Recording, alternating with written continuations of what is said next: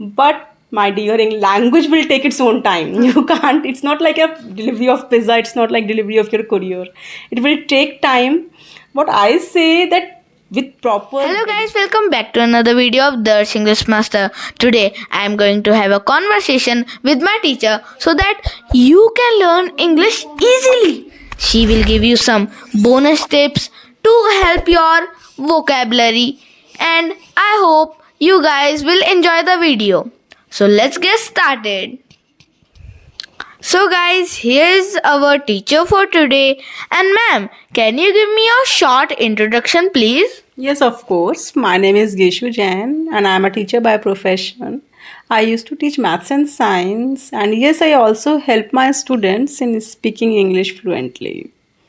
Thank you so much, ma'am, for your short introduction. So, may I ask you some questions for our friends to improve their English? Yes, sure, I love that. Okay, so let's get started. Here is our slip in which the questions are written. I'm gonna read the questions one by one. You can see the pop-up down over here, so you get the idea what I'm speaking about. Yes. So, what should be the start point to learn English? I suggest to everyone that you should look for an opportunity to speak. You can speak about your hobbies, your interest, and the most imperative thing is that you should know how to start conversation. It will help you a lot.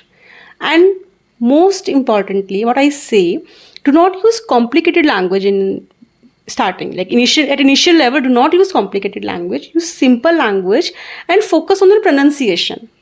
And neither speak too fast nor like what people do now. In order to speak fluently, they used to speak too fast in English and then they are all blanked. So what I suggest is not to speak too fast, not to speak too slow. Rather speak in an average speed. It will help you. Thank you so much, ma'am, for the first question.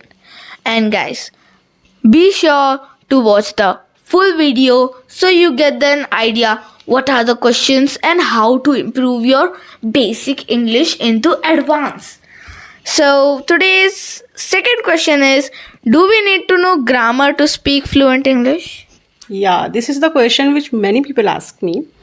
And what I say is, yes, grammar is important. Grammar has its own place. But if you focus too much on your grammar while speaking English, like grammar is running in your mind when you are speaking English, it will be impossible for you to speak. Seriously, it will be impossible for you to speak.